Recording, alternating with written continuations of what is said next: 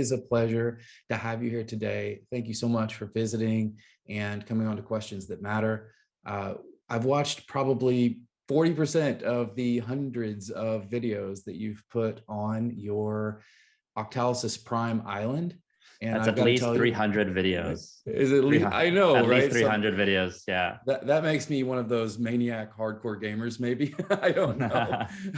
But you know what? I watched most of them at 1.5 to 2x speed. So talking to you in real time today is actually quite a relief. So I appreciate that. So we've got a ton of topics to get into today. Yu-Kai, your body of work is immense, and you've been at it longer than just about anybody. But I'd like to start with the concept of purpose. You know, we do things usually for a reason, and I know you do as well after reviewing some of your work.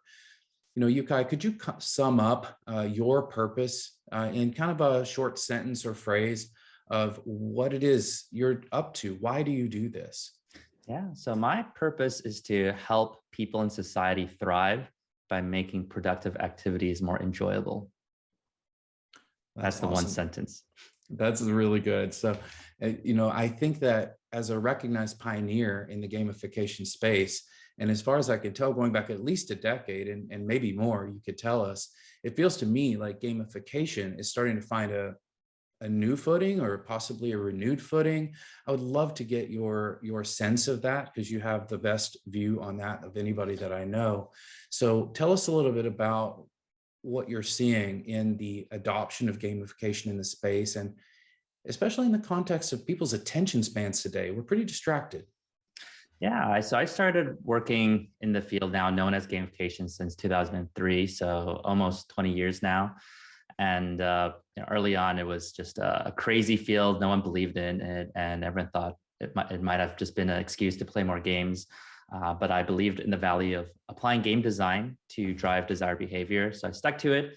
And over time, it became more and more popular, as you know. So eventually, I started getting a lot of opportunities to help companies or organizations, governments in a variety of countries.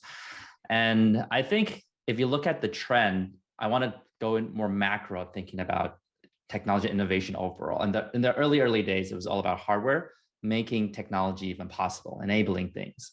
And then there was a shift into software. So now humans can interact with that hardware technology. And then people realize, hey, we're not actually happier with all this technology around us.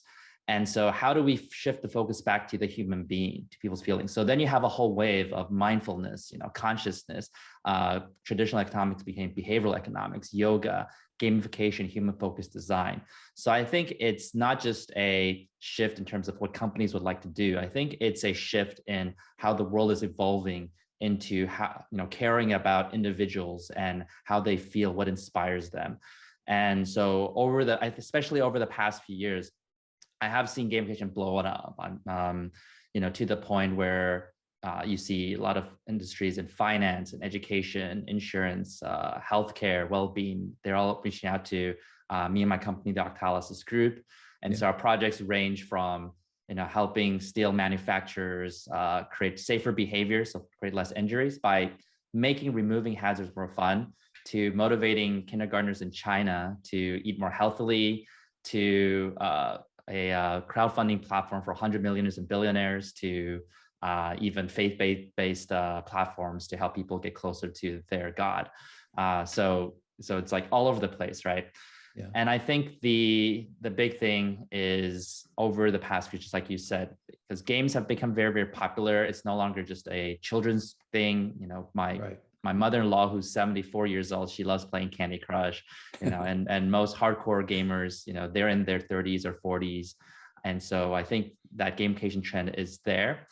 I've seen one major bank that's the number one in their country. They reached out to me and they said, there's all these neobanks emerging, and they're eating their lunch. And according to them, they said, it's obvious that all of them have read your book, Yu-Kai. So we want to work with you and beat them, right? And that's so I can't attest to whether they read my book or not, but at least even that perception means that gamification, people feel like gamification is a must these days.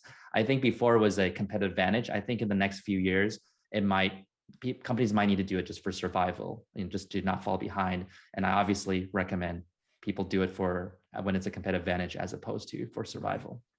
Well, the roots of a lot of your work are in behavioral psychology and really thoughtfully implementing what you call feedback mechanics through a variety of game techniques to elicit desired actions.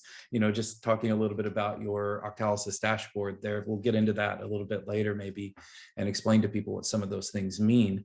But one of the big reasons I reached out to you today is because you have a really exciting new project that is bringing gamification, in my opinion, into a space that is in dire need of moving it forward, because most of the implementations that I see are a bit crude, sometimes to the point of being scammy.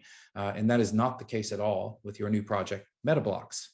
And with your new project, you're launching into the world of NFTs, or non-fungible tokens, which, for those of you who might not know, a non-fungible token is a non-divisible, unique digital asset that lives on the blockchain. And it is typically unique because it can't be easily exchanged for another. One is not equal to another. They are unique. So Yu-Kai, I'd like to talk a little bit about the Metabox project. You launched first in San Francisco quite recently. I don't even think you've done your mint yet. And you've got Miami coming up next. Tell us just a little bit about that, and then I've got a couple of additional questions for you.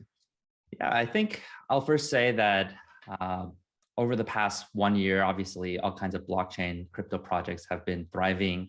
And I've also saw on Twitter that people said there are 2 books that crypto projects should read. One is my book, Action Gamification. The other is 22 Immutable Laws of Marketing, which I admittedly haven't read yet, but I think if it's as good as my book, the joke is that maybe I should read it too.